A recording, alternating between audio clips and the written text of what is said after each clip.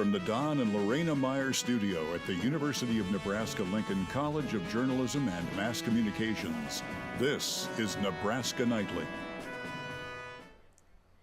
Good afternoon and welcome to Nebraska Nightly. I'm Sophie Farrell. And I'm Evan Donlinger. With recent executive orders from President Trump, the clock is ticking on UNL's DEI programs. That's our top story tonight. Chancellor Rodney Bennett announced diversity, equity, and inclusion will be ending at UNL in the next 14 days.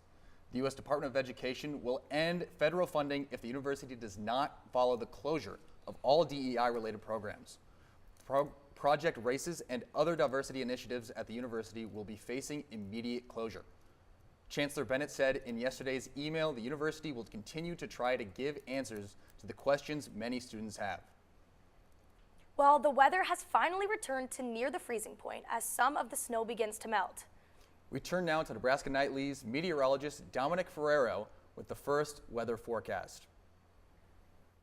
Thank you, Evan. Wanted to highlight some of the cold and snowy conditions we saw this past week as we look to kind of push that weather behind us. Saw back-to-back record lows in the capital city this morning. Low temperature was negative 17 degrees.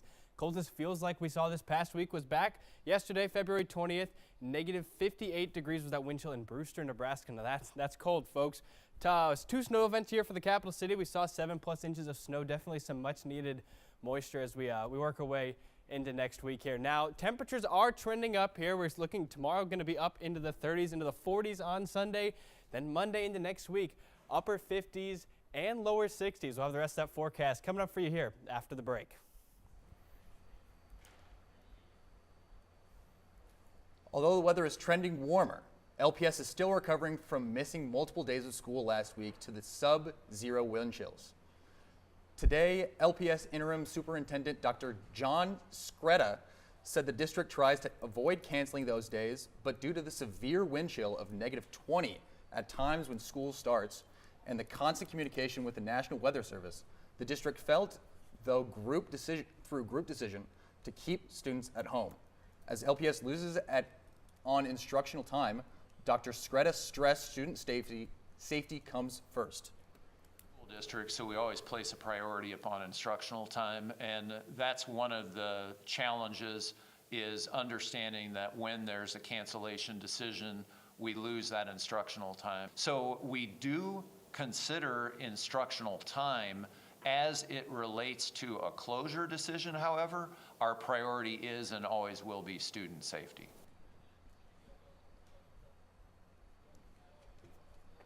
With Nebraska preparing for a second fall spring, LPS says that they have around 30 hours to work with before extra days of school will be required to meet accreditation standards. State senators talked about the pros and cons of year-round daylight saving time on Thursday. Senator Megan Hunt introduced the legislative bill 34. It would set the clocks 1 hour ahead of standard time, keeping the sun out longer. Senator Dave Merman's competing bill, 302, would keep the nationwide standard time. Merman says a daylight savings schedule would be unpopular for students and adults on dark winter mornings. Hunt argued more daylight after work hours would be beneficial. Senators have debated these initiatives for years, but now both bills are approved and moving forward to further rounds in the unicameral. City Mission's mission is to serve the poor and homeless community in Lincoln. They do this through different types of housing and other supportive measures. Is to serve the poor and homeless community in Lincoln, Nebraska. They do this through different types of housing and other supportive measures. Here at this building we have our men's shelter and our women's shelter, and both of those facilities provide emergency housing to people in need. So anybody can show up anytime 24/7 and have a place to stay that includes 3 warm meals. We also have our transitional housing here, and that is people that pay a small amount of rent and maybe they can't find their own housing because of their credit history or eviction record or something like that. Or a lot of times people come to us through community corrections. They'll do parole or probation here in transitional housing. People's City Mission has been helping the poor and homeless community for 120 years. The number of people they house doubles during these harsh winter months, and while they're over capacity, they will accept anyone who needs a place to stay. PCM spends about $20 million a year and has over 46,000 volunteers helping from anything like meals to medical needs. Here in the summer compared to how many people stay here in the dead of winter. There's a lot of people that would only come here when they absolutely have to. There's a lot of people that prefer to camp in one way or another. And then when it just gets so cold that that's really not possible, that's when our numbers tend to really increase. If you're interested in volunteering, visit their website, pcm.org. Reporting from People's City Mission, Olivia Davenport, Nebraska Nightly. The campaign season for the 2025-2026 Association of Students Executive Team has begun. The executive team consists of 3 members, including president, internal vice president, and external vice president. There are currently 4 groups running: Catalyst, Ascend UNL, Momentum, and an independent group. The executive team for Catalyst consists of Libby Wilkins, Benjamin Morgan, and Misha Jalali. Running for Ascend UNL is Luke McDermott, Reem Ahmed, and Marlena Safeld. Leading Momentum is Swarmina Kane, Emma Providence, and Jade Romero. And running as independent group is Jack Burtis, Emma Lindsay, and Veronica Sarpa. The elections will take place from April 1st at 8 a.m. to April 2nd at 8 p.m. All votes can be cast through MyRed accounts. For more information on the election and ASUN, visit asun.unl.edu. Stick with Nebraska Nightly as we cover the candidates and elections. The grand opening of the Nebraska Union's Herbie's Market is postponed for the 2nd time.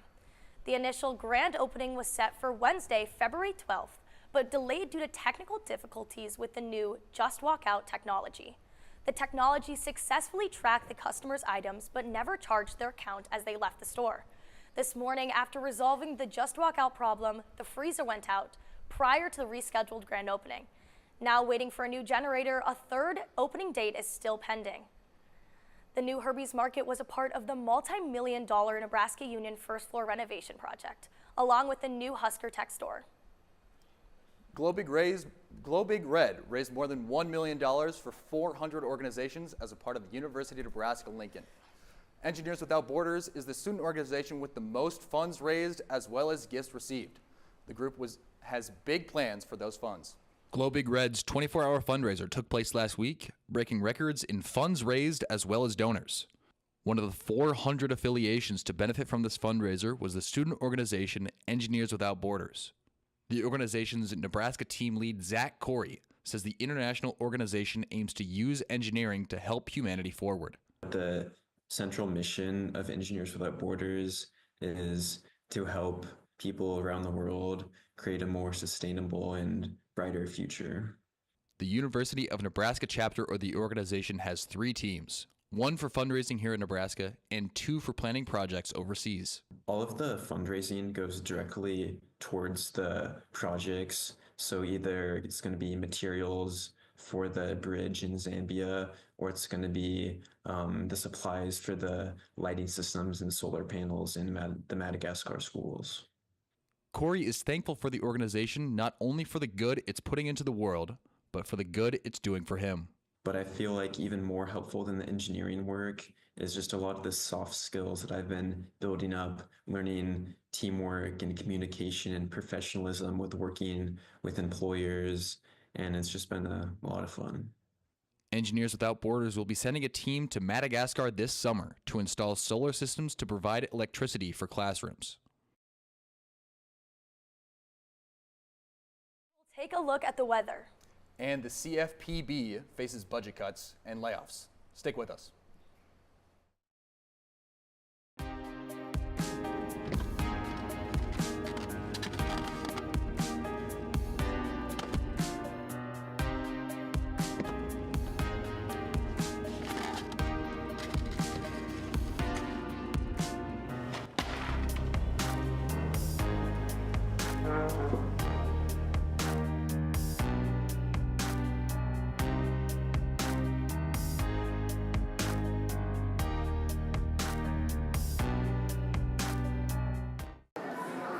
Okay, so how about this much?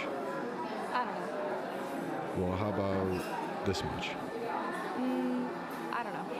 How about... Actually, I don't know. Okay, maybe this much? the very tip of your pencil, a fraction of a raindrop, 3 grains of salt. That's how much it takes for a dose of fentanyl to become lethal. Learn more at realdealonfentanyl.com. Many of the brands you love don't love animals like you do.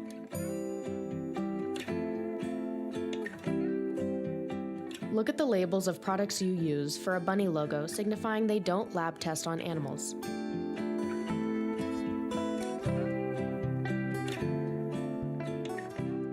Check the label for those who aren't able. Start making the shift by visiting crueltyfreekitty.com today.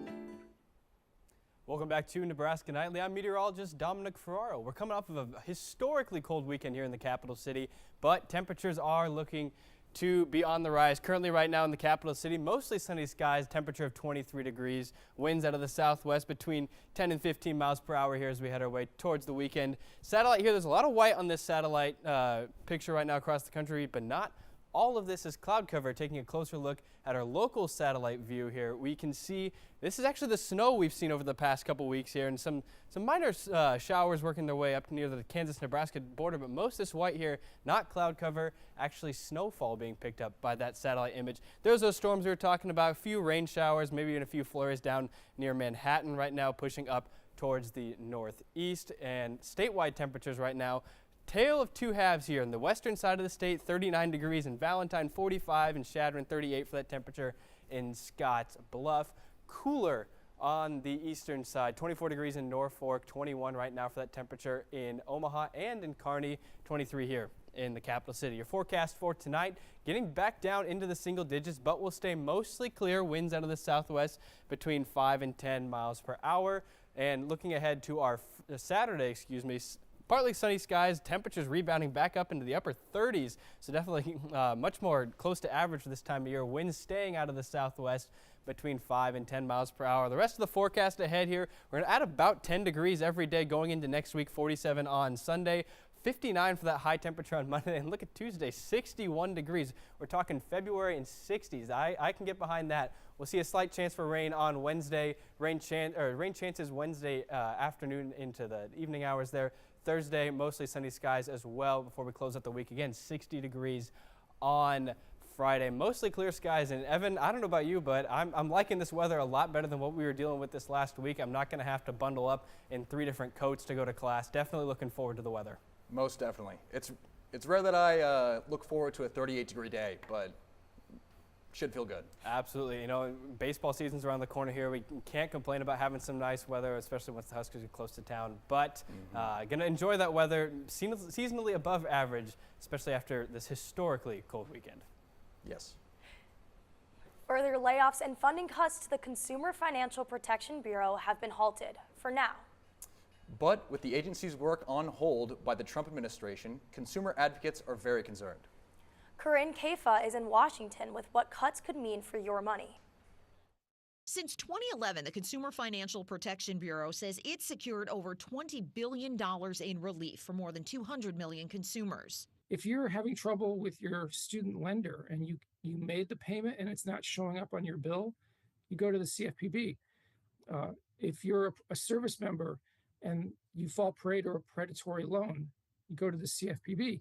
As part of its effort to slash the federal workforce, the Trump administration ordered the CFPB to stop work, stalling investigations, and suspending the effective dates of newly finalized consumer protections, like banning medical debt on credit reports, capping most credit card late fees at $8, and capping bank overdraft fees at $5. Last week, Senator Elizabeth Warren, who helped create the CFPB, asked Federal Reserve Chairman Jerome Powell what the banking landscape might look like without it. If the CFPB is not there examining these giant banks to make sure they are following the laws on not cheating consumers, who is doing that job? I can say no other federal regulator. No one. Some Republicans argue state regulators can handle consumer complaints. So to characterize that nobody's out there looking for consumers, I think, is inaccurate. And we ought not to try and scare consumers right now. But consumer advocates like Adam Rust of the Consumer Federation of America say it's a massive job and could lead to an uneven response for consumers. It really shouldn't be the case that your zip code determines how the law is enforced and supervised. In Washington, I'm Karen Kafa. Up next, the federal case against Jeff Fortenberry is dismissed. And Pope Francis remains hospitalized for pneumonia. That and more after the break.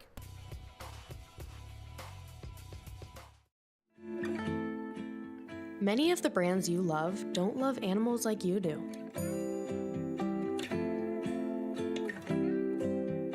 Look at the labels of products you use for a bunny logo signifying they don't lab test on animals.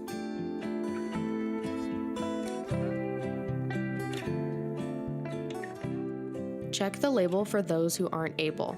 Start making the shift by visiting crueltyfreekitty.com today.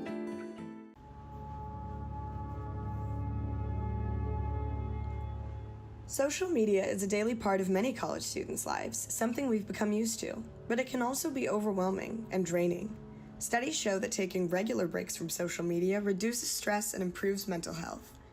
Too much screen time has been proven to increase anxiety, while stepping away helps you reconnect with the world around you. Take a break. Protect your mental health. The need for blood never stops. And at the Nebraska Community Blood Bank, your blood could help save lives. Right now, only 7% of the population donates blood. But imagine if there were more. We're sitting at below a 7-day level of supply of all blood types across the board. So every blood type is important, and we need all donors of all types to come in and donate right now. At the Nebraska Community Blood Bank, they believe that all types make a strong blood supply. Welcome back to Nebraska Nightly. Since President Trump's inauguration, there has been an increase in ICE activity across the nation. Rumors have invoked fear across Nebraska in the immigrant community that raids can happen anytime, especially places like Schuyler and Omaha. Social media is the leading platform for false information on the federal agency's whereabouts. Multiple posts go out about mass deportations. The Schuyler Police Department confirms ICE is in the area, but no arrests have been made so far. The post from the official White House Twitter account saying, "Roses are red, violets are blue, come here illegally and we deport you," as well as deportation ASMR showing immigrants in chains getting on a plane, has sparked much debate across the country. A judge dismissed the federal case against former Nebraska Representative Jeff Fortenberry. The case was dismissed this Wednesday with prejudice, meaning it cannot be filed again. Fortenberry was first accused of lying to the FBI about foreign campaign contributions in 2022. He has been indicted twice for these charges. The former Nebraska congressman was found guilty the first time, but an appeals court reversed the conviction because the trial took place in California. Pope Francis is expected to remain in the hospital through at least the next week. The Vatican said the 88-year-old pontiff is responding positively to treatment for pneumonia a week after he was first hospitalized in Rome. A doctor from Rome's Gemelli Hospital said it's not clear exactly how long treatment will take. The same doctor said the Pope's condition is not immediately life-threatening on Thursday. The Vatican said Francis did some work following a slight improvement in his condition. He is receiving oxygen but can breathe and eat on his own. Doctors will tell the pontiff tomorrow if he can lead this Sunday's Angelus Prayer, which he could not lead last weekend. The Smithsonian's National Museum of the American Indian display will display two dresses worn by the Oscar nominee Lily Gladstone. Gladstone is the first Native American nominated for Best Actress, nominated for her role in Killers of the Flower Moon. The gowns both worn on March 10th, 2024, were a collaboration between Gucci and Indigenous designer Joe Big Mountain, the first collaboration of its kind at the Oscars. Both dresses feature porcupine quill work in the neckline, a technique commonly found in North America and passed down through generations. The installation, Making a Statement, will be on display starting February 28th and stay until March of next year. Coming up next on Nebraska Nightly, we will show how Nebraska's Day of Bowling went. And a preview to Nebraska baseball and softball's busy weekend, all after the break.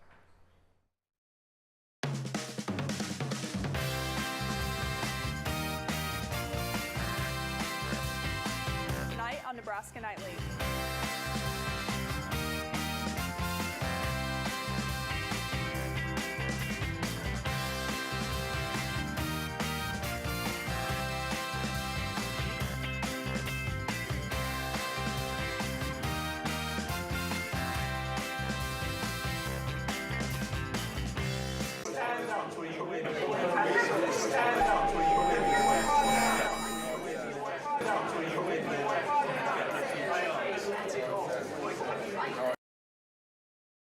On average, every Big Ten student wastes 112 pounds of garbage each year, but there's a fix.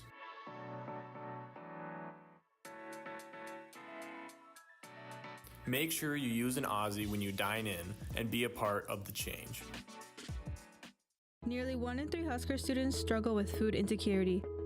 Husker Pantry addresses food insecurity and a welcoming space by providing free food and personal items to UNL students in need. Due to high demand, the pantry often runs out of essential items. Help keep the pantry stocked by donating the most needed items. From canned food to personal items and cleaning supplies, you can make a difference by donating. Learn how to donate by visiting pantry.unl.edu. Welcome to Nebraska Nightly Sports. I'm Jackson Ingolstad.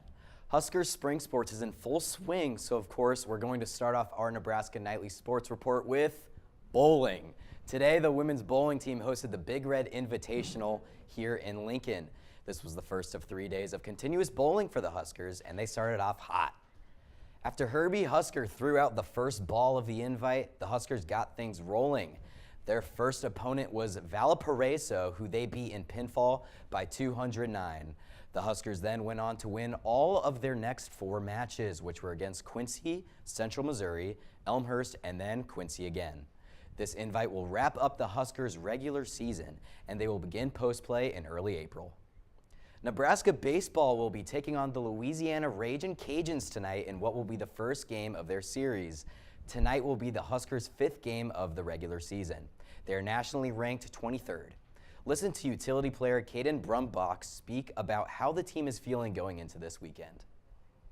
Next weekend, a lot of guys with a lot of confidence. Some young players got their first top-of-the-order at-bats, some big-time at-bats. Just the experience we gained from this first weekend is going to be great for us moving forward. Louisiana will face off at 6 p.m. tonight in Lafayette. Tomorrow, they will then play back-to-back games against each other. The first one will be at 1 p.m., followed by a 4:30 matchup. As for Nebraska softball, they are currently in Cathedral City, California, facing off against Duke in the Mary Nutter Collegiate Classic. Currently ranked 16th in the country, Nebraska is tied to the Blue Devils 0-0 in the top of the 8th inning. The Huskers are currently 1-1 since being in Cathedral City, beating Baylor and losing to UCLA. Nebraska will have 3 more games in the Mary Nutter Collegiate Classic. Nebraska is 9-3 on the regular season.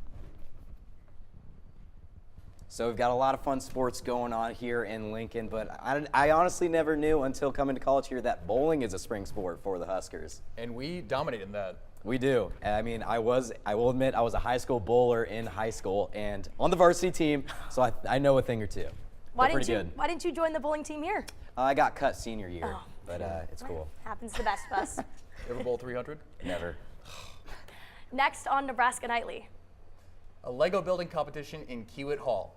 Keep it here.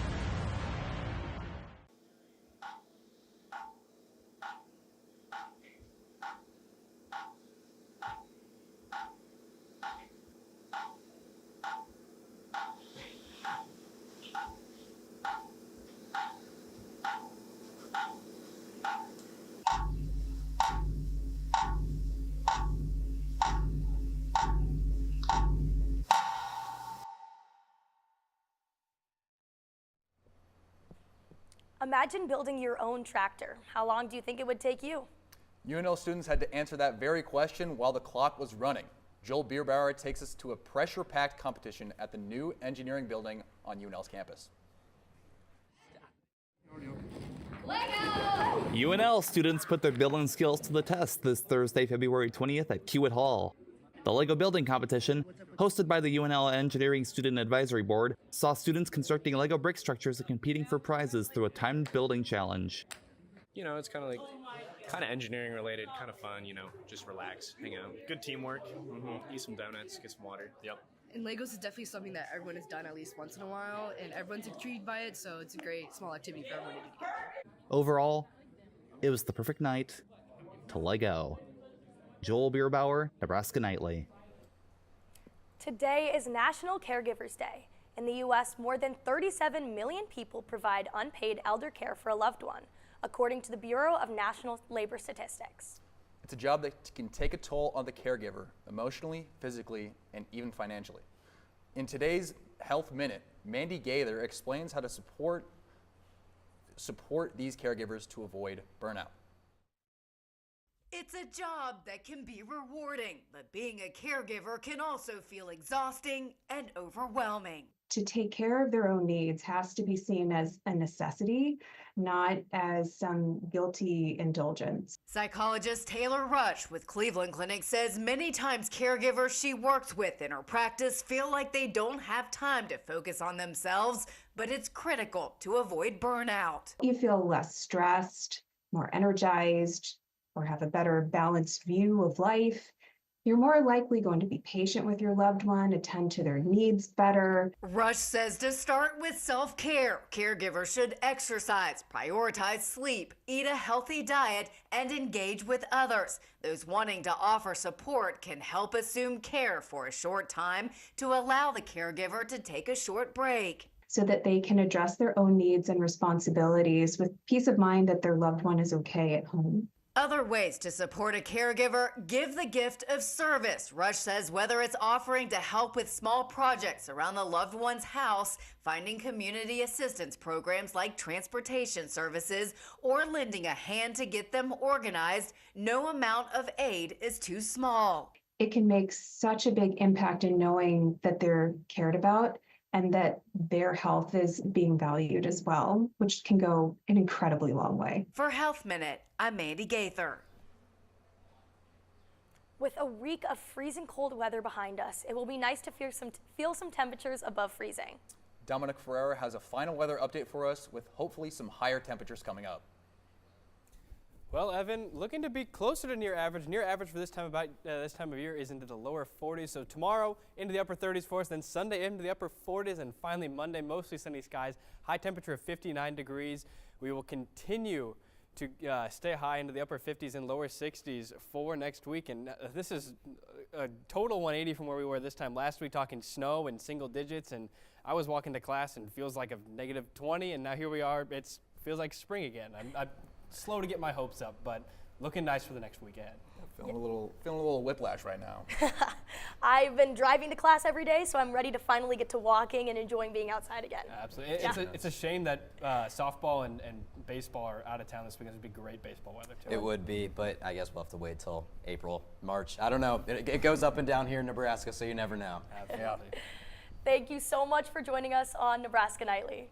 Tune in on Monday for a weekend sports update, and we will see you on Tuesday for our next live show. Have a good night and stay warm. Nebraska Nightly is a production of the University of Nebraska-Lincoln's College of Journalism and Mass Communication. Stay talker, because it's like real talk, but it's so like...